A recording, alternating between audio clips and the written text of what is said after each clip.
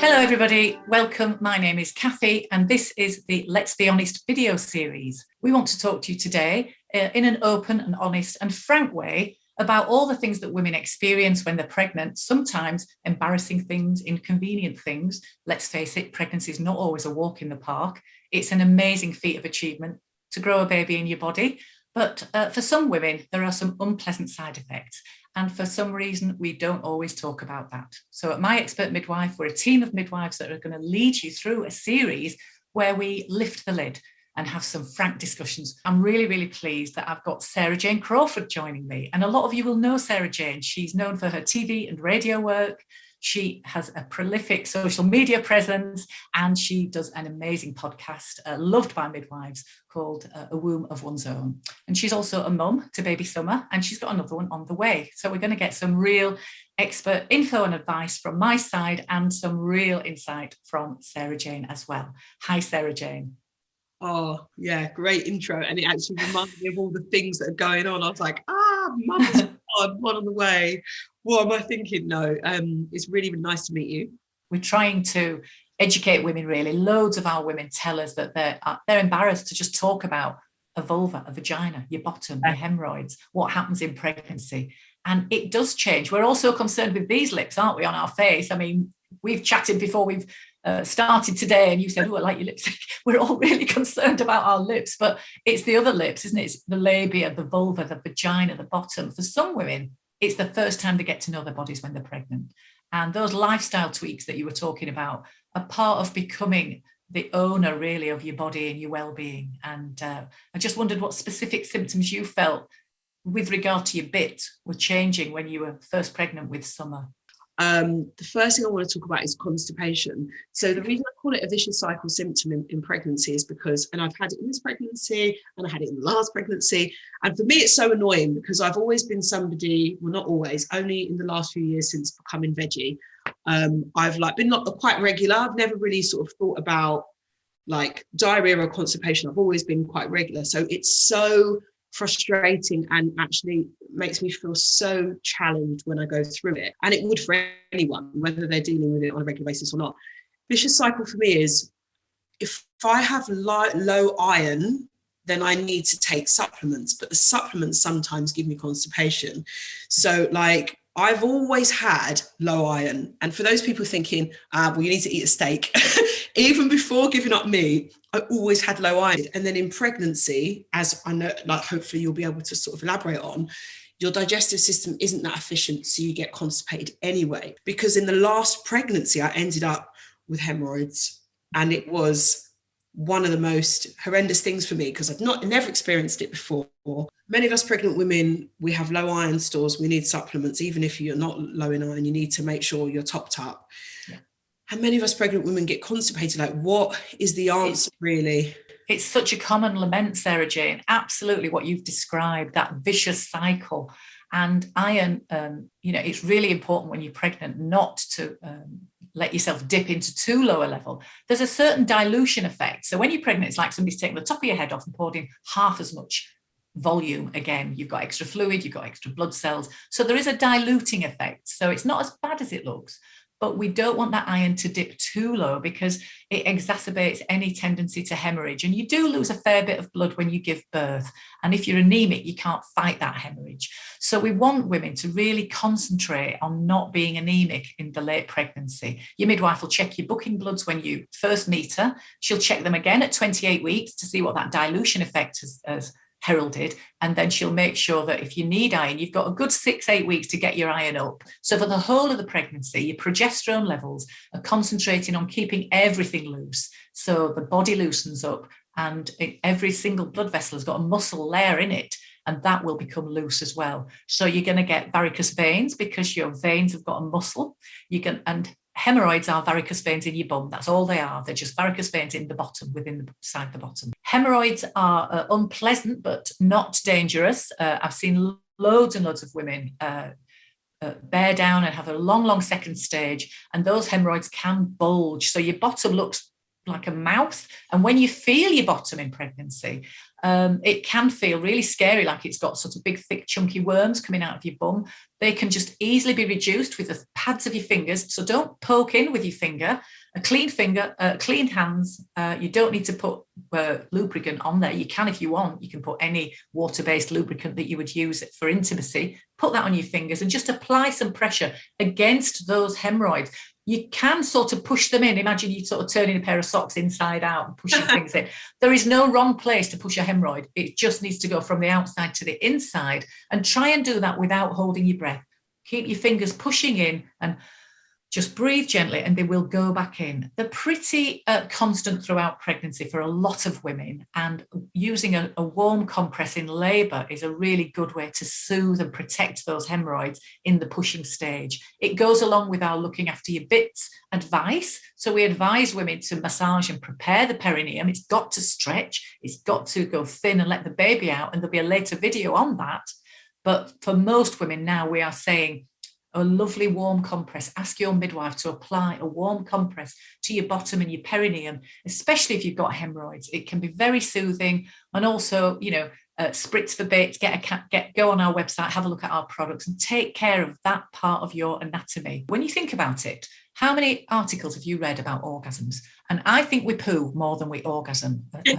And yet we don't talk about poo, do we? And it's really important that you go in regularly. And if you're not going regularly, if you're struggling, if it's making your eyes water to do a poo, think about having a chat with your midwife. I kind of wish, if we're talking about taboos, I wish we would make it a taboo to say what date you've been given for your baby to be born. I think that's a very unrealistic expectation for women. And only 4% of these little guys turn up on the day when you've been given a due date.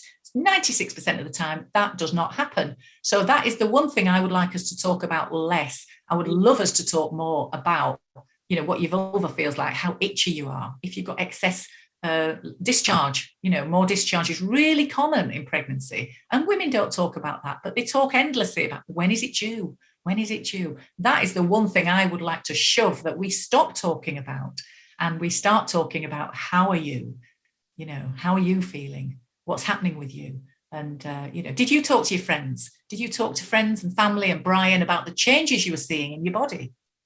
First of all, to that point, that's such a good point. Everybody's always like, when are you due? And actually, when you're having a planned C-section, which hopefully I'm going to do again, you feel a little bit awkward because you're like, well, it's not going to be the due date. It's going to be a week earlier. And then you feel like a bit of a fraud, and then you feel paranoid that there's judgment. So I agree with you on that.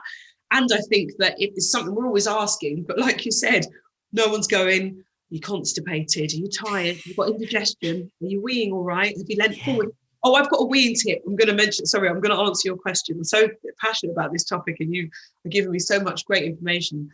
So I'm going to answer your question about my support network in a moment, but I've just remembered I have a weeing tip. I am quite good actually at doing, I looked it up earlier. I made a note of it actually. And it's called, I think it's called, but you'll let me know if I'm wrong, double voiding. Brilliant. Yeah. So now when I go through, in my first pregnancy, I was obsessed with don't want a UTI, don't want a urine infection. And you can't necessarily avoid it. So it's not like I did so well, because this time I did get one in this pregnancy and it was hell. But in both pregnancies, what I do is I go for a wee, and there's always sometimes there's a sense that I still need to wee more, but it isn't coming out, and no matter what I try. And then other times you can't tell that there's more, but because I know now that in pregnancy there probably is a little bit more that hasn't come out, I always lean forward. I'll literally put my hands on my thighs and I'll just lean forward. Yeah. And then there'll be another 10, 20 seconds of wee. And I'm like, whoa, what if I hadn't have leaned forward? I just have this wee stored there. So I'm pretty good with that. And exactly right. Double micturition is a great word. Leaning forward, sometimes you see almost like there's a pocket of urine somewhere, but really, in reality, the tubes that are coming down from the kidneys to the bladder, they're pretty long tubes, and there's still some some late coming urine that gets into the bladder after you've done that initial void. So when you empty your bladder and you wipe yourself, you kind of stop the pee to do the wipe. So whilst you're wiping, there's some trickling urine hitting the bladder after you've stopped the wee. And so do your little wipe, but then think, could I squeeze a little bit more out? There is urine in the bladder every 15 minutes. So when women come into a midwife appointment, they say, I've forgotten the sample. And we say, well, actually, could you go do one now. Oh, I can't, I've just been. And actually there's urine in the bladder every 15 minutes. You always get some wee come out. Yeah, sorry, that's ridiculous. So double weeing is great. Waiting for that little latecomer stream is really, really good. You should do it all your life, Sarah-Jane. And particularly in postpartum, when you've just birthed your baby, your bladder kind of goes on strike. If you've had an epidural, if you're having a C-section or a spinal anaesthetic, the fibres of the bladder are knocked offline. And you can almost think, I've got to tip over and just kind of empty my bladder as though I'm emptying a jug, because it just doesn't feel like it belongs to you. So sitting and waiting, turning the tap on can help. Listening to a stream of urine can stimulate that brain part, but it's actually the mechanical fibres of the bladder that are not brilliant at weeing in the early postpartum period, particularly if you've had a catheter. You'll have a catheter if you're going to have a C-section. And there's all sorts of protocols now to measure that first void, the first time you wee after somebody takes your catheter out. You can feel like you've got a bit of cystitis there. The bladder can be a bit knocked off. And unfortunately, the midwives now they've got this protocol they've got to follow. If you don't do a decent wee, they've got to put the catheter back in. And it's awful doing it to women. I feel so sorry for them. So they try and go, they can't go. You give them a bit longer, you get them to drink a little bit, you turn the tap on, and you have to put the catheter back in. So the bladder takes a hit, really. And the key time you're going to get a urine infection is around about your 24th week. That is when the top of the womb, if you imagine it like a hot air balloon, the top of the womb is just pressing against the ureters, where they get compressed against the pelvic bones round about the 24-week mark. So that's the key time for you to make sure. Never go to bed without having tried to have a wee. Always, don't put off having that wee. Sip nice extra fluids throughout the day and wee plenty in pregnancy. And do the wee, wipe, wait, and wee again. Double micturition. Really, really good. Oh, I like that. And there was so much that you were saying that happened to me with the catheter, the whole catheter thing, the feeling you just described it so perfectly, of after you just have the baby with the C-section and everything. And in my first pregnancy, I didn't get an UTI, except for with postpartum, I did. And, I kind of instantly knew I had a urine infection, because it was like burning to wee and stuff. And my doctor told me off for this, but I actually, because this was lockdown, so everybody was scared to go to any sort of like waiting rooms and stuff. So I was ordering everything online. I even had like a blood pressure machine at home, one of those, like to check the oxygen on your finger. But no, what they told me off for was ordering on Amazon, like when you can test the wee. So I ordered like the wee testing strips. So I was like, I think I've got an infection, tested it. Yeah, I've got, sent a picture to my doctor. They were like, they've got no right to tell you off. It's your body. It was like, can you not do that and just make sure that you like double check? I think she just thought like, can you just double check with me rather than doing all your own self-diagnosis? But maybe the diagnosis point. Yeah, maybe don't diagnose yourself, but test yourself if you want. I mean, those little sticks are amazing, the dip sticks, and they're really expensive. A lot of the GP surgeries, I think it's like 80 pence per strip. And they look at protein and albumin, pH and infection, nitrites and things like that. But really what we're interested in is protein in your urine. That is a sign that the kidneys are going under a strain. Blood pressure means you've got extra blood really fast going through those tiny little blood vessels in the kidney. And we're looking for protein as one of the preeclampsia signals that tends to come in the second half of pregnancy. There's nothing wrong with testing your urine. Having said that, vaginal discharge has got protein in it. So most women get a heavier leukorrhea, a white, creamy discharge. I'm not going to say odorless, because it's not. Our bodies are not odorless and they should not be. Please don't try and clean your vagina in pregnancy. It is a self-cleaning tube. It moisturizes and cleans itself throughout our lives. But in pregnancy, there's more of a responsibility to keep infection away from the baby. So your natural discharge will become heavier and creamier. You will get a white, dry stain on your gusset of your underwear. That is normal. It's not poor hygiene and it's not a sign of infection.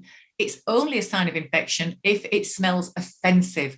And so we've all got you're not offended. You might want to be a nice, clean smelling, beautiful lady, but you're not generally offended by your own body smell. And when your baby's born, you will smell your own baby to sample all the pathogens on your baby's body, and you will know your own baby's smell. Our smells are precious. It's only if it's a foul smelling, kind of makes you think, oh, something's gone off. Like if you smell some meat in the fridge and you think, oh, that's gone off.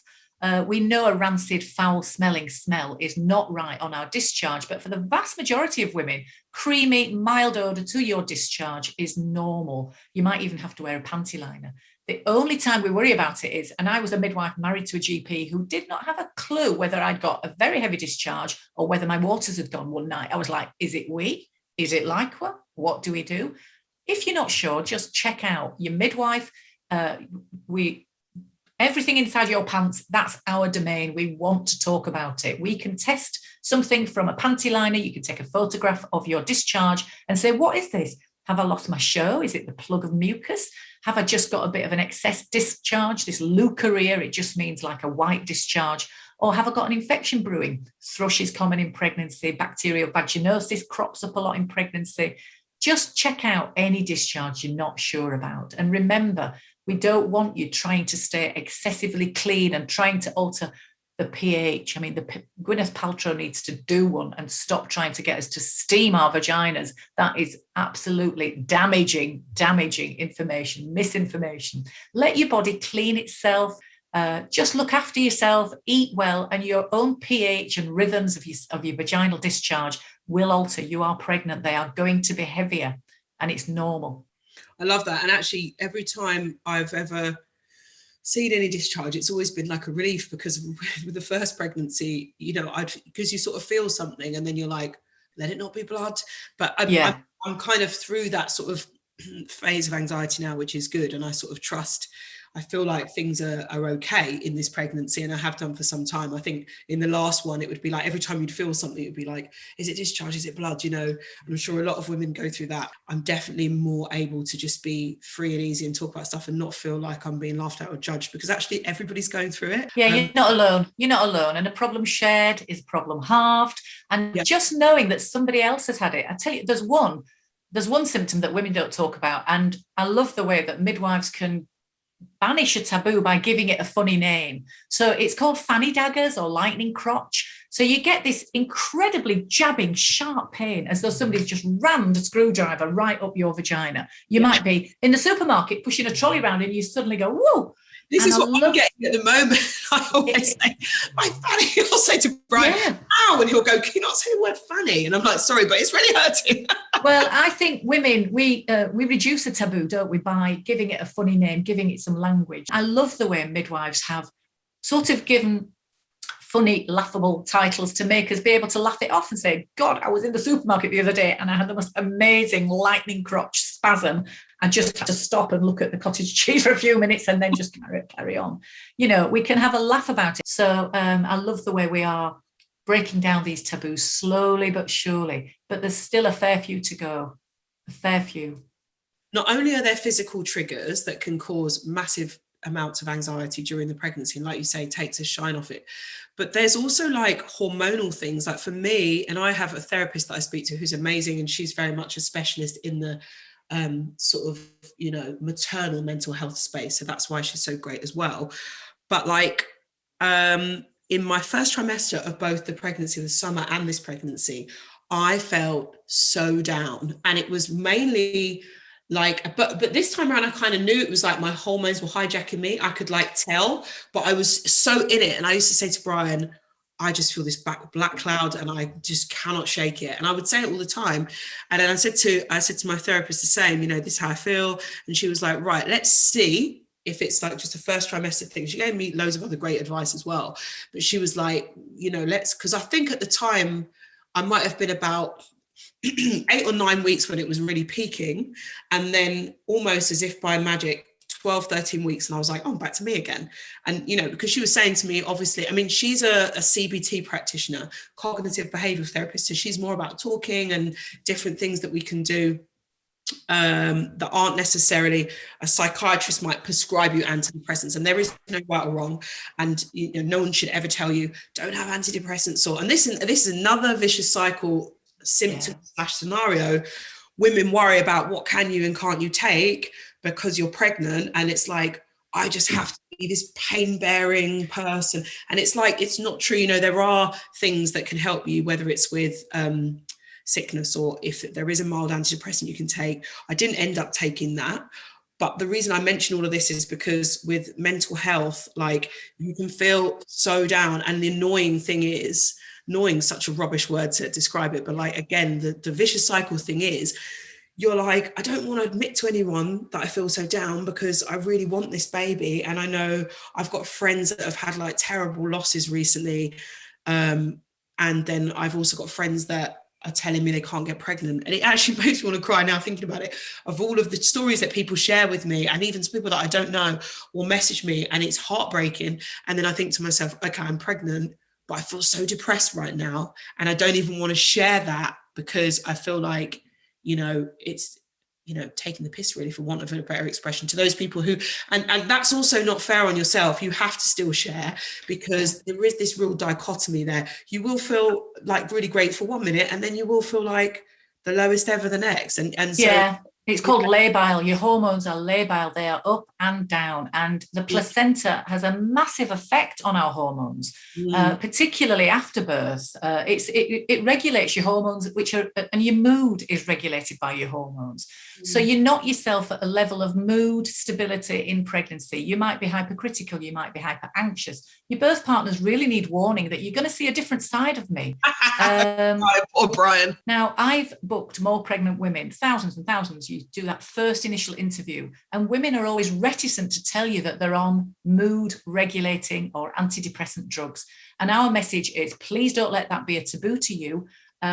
So many women are on them and stay on them happily throughout pregnancy. We tend not to take you off of a drug that's doing you good like that just because it wasn't researched. They've been around for so many decades now. We know that a happy, healthy mum with a stable mood is safe to take her antidepressants. And it's only in very rare circumstances, under specific guidance, that we would tweak your medication. So if you're pregnant and you're on the major anti-anxiety drugs, antidepressant drugs that are commonly given out in society, carry on taking them. Don't stop taking them. So many women come to that first appointment and they say, oh, I went off everything. They've got bounding headaches, but they don't take a paracetamol. Bounding headaches is a common first trimester sign of pregnancy. You get that extra blood we talked about earlier, and you get an almost volume crushing bounding headache. Paracetamol's brilliant for it. But when I ask women, did you take some paracetamol? No, I don't want to take anything. I don't want to take anything. And that is so lovely that they want to protect the baby and the pregnancy. But please, you are safe to take paracetamol, and you are safe to stay on your routine GP prescribed anti-anxiety, anti-depression medication, and talk to your midwife about your mood. Equally for me, I'm glad that young people now, and women in general of all ages, are just so much more able to share honestly. I wanted to ask you, because I think I know, but obviously there's been less conversations directed towards me because of the C-section, which may or may not be right. Perhaps I should know more. When you talk about the perineum, and you're talking about the products that you guys have in order to, because I know we chatted a little bit like off camera about this yesterday, massaging and all the rest of it. What area exactly is it that you're referring to when you say perineal and the perineum? And how can people like prepare for, if they're having a vaginal birth, prepare for maybe not tearing grades 1, 2, or 3? And finally, I'm sorry, if you're having a C-section like I've had, and hopefully I'm having again, does that impact on the vagina at all? Because a lot of people would think that it doesn't. Yeah, I mean, definitely. If you're having a C-section, your body's going to go through all the changes. Your body doesn't know you're going to have a C-section. You don't have to prepare your perineum, but it might feel sore and under pressure because you've grown a baby to full term. Which area is that though, the perineum? Right, let me show you. So if you imagine this part here is the vagina. So this is the entrance to the vagina. There's a little bit of skin in between the bottom here of the vagina. And if I were to just draw, let me just draw a bottom hole there. Okay, so this is my vagina. There's a little bit of skin, and then this is the little starfish, the little brown starfish that is our anus. And this area of skin in between the two is skin and muscle. It's a thick band, and it has to get thin. The baby's head is going to roll it like a rolling pin. It's going to get thinner and thinner. So before your baby comes out in a vaginal birth, it does this one step forward, one step backward, and it thins and rolls out this area. If you put your thumbs down like this, and as I'm talking to you now, Sarah-Jane, if I just massage my skin and my muscle here, because that's all the perineum is, a little bit of skin and a little bit of muscle. It's part of the pelvic floor, the mesh of supporting muscles. As I have literally massaged here, as I put my hand, you can see how that thumb has gone lower. This has become more lax and it's gone lower. Wow. Just through a few seconds. So we say get to 34, 35 weeks, get some oil, look on our website and do some massage. Now, you don't do this sort of kneading massage. You put your thumbs in and you stretch for 10 seconds or so. We do webinars on it and there'll be another video on it in this Let's Be Honest series. Fantastic way to prepare the perineum. If you know you're going to have a section, you don't have to do that, but you could say you've got, somebody's gifted you a lovely pack and you've got those lovely oils. Those oils are lovely. You can use them for lots of other purposes. And also you can look after your scar, your wound. So the baby, when it comes out through the cervix vaginally, it's a 10 centimetre opening approximately. When we do a C-section, we also do a 10 centimetre opening on the abdomen and we allow the baby's head to come out really, really slowly, just like it would. And we allow that baby to have that tight squeeze by coming out through this little abdominal opening. So I've had 3 sections. And if it's an emergency, it's a little bit different from if it's a planned section. But a planned section, they will try and mimic exactly what would be going on in nature if the baby were coming through the vaginal route. So look into gentle cesareans, try and mimic the birth conditions of a vaginal birth. Now, we're not going to turn the lights out. We need to be able to see what we're doing with scalpels. We need to be able to protect your, your bladder and what have you, but we can allow that baby to emerge slowly. We sew up beautifully that 10 centimetre scar, and there are no stitches generally on the surface. The skin heals very, very quickly. There's always a little bit of pain more at one side than the other with a C-section scar. It's kind of where they've tied the knot, and sometimes the knot's on a bundle at one side. So most women can point to the side that hurt them more. And it is pain or discomfort, but it's not suffering. You kind of feel okay, particularly if you've had a planned section because your pelvic floor's not been stretched and affected. You shouldn't be too sore abdominally and in the vulva as well. What a lot of women might not know is that when you have a C-section, you have a very numb area.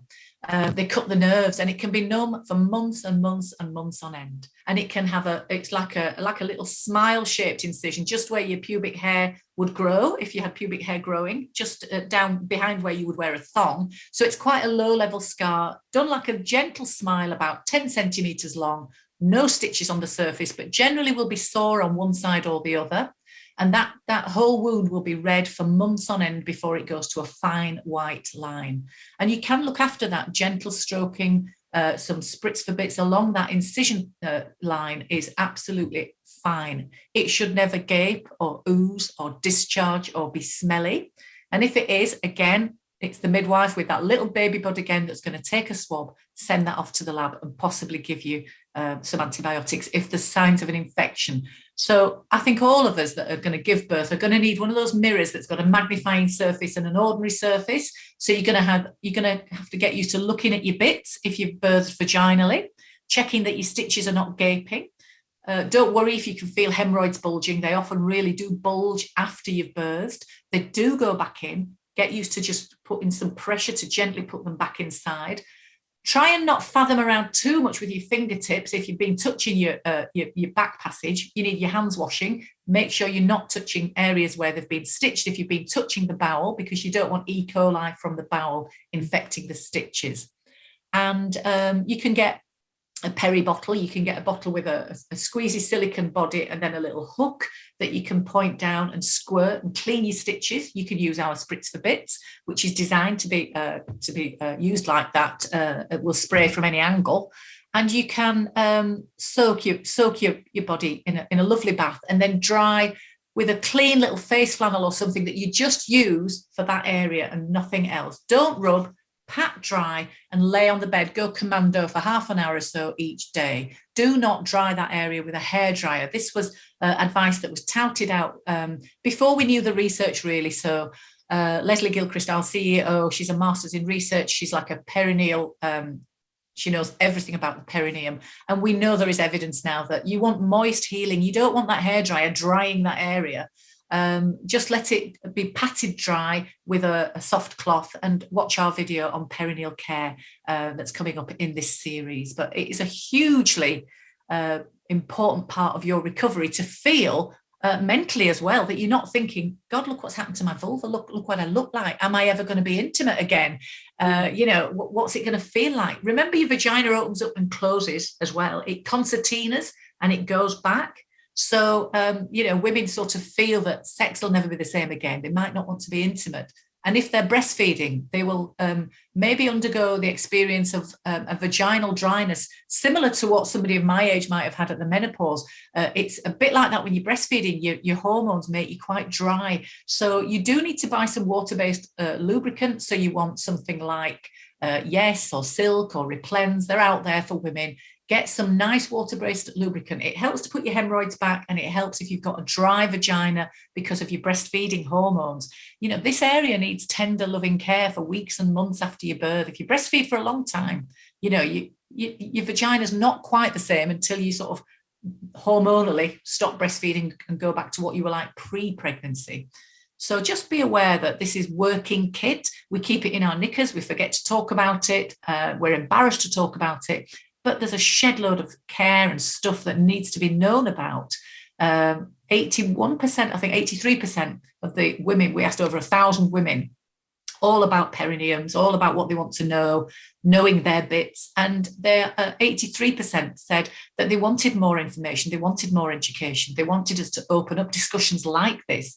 And over 60% were embarrassed. They said they'd felt too embarrassed to discuss the changes in the vulva, the vagina, the bottom with a midwife. And that is so sad to me, who, as you can see, has no filter and will talk about anything, anywhere, anytime.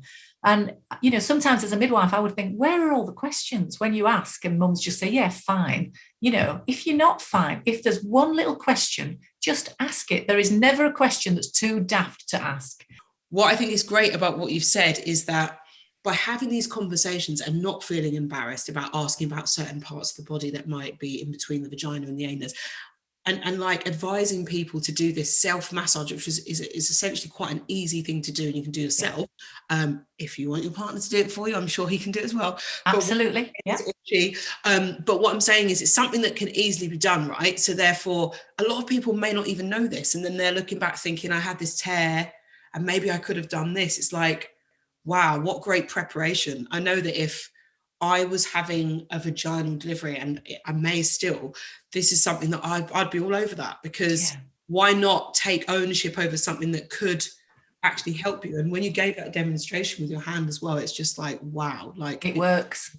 It works. So no, I think it's brilliant, and it's so necessary, because it's not just about, oh, let's just crush taboos and talk about stuff. It's also something that could help you, and you could avoid a certain amount of trauma. We've talked about practical physical things that you can do as well to prepare your body for the birth. So I've absolutely loved talking to you today, Sarah-Jane. It's been an absolute blast. Thank you so much for your honesty and being so candid. And please let us know how this little one arrives. Let us know when your baby comes.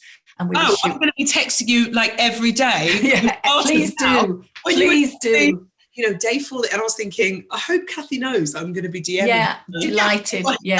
Delighted. Don't be a stranger. You'll be on my mind now. And I've had 3 sections. I'm a member of the 3-section club as well.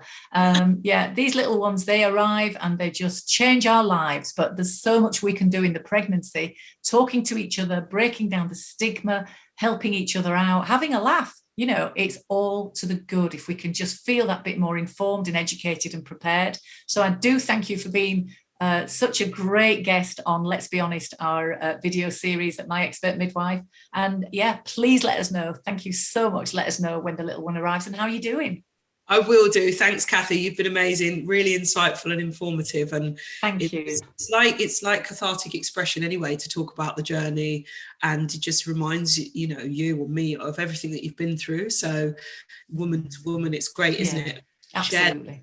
And I feel like it encourages others to want to do the same. Absolutely. Yeah, that's what we're all about at My Expert Midwife too. So it's been great to meet you, and I'm sure we'll talk again soon. Thank you.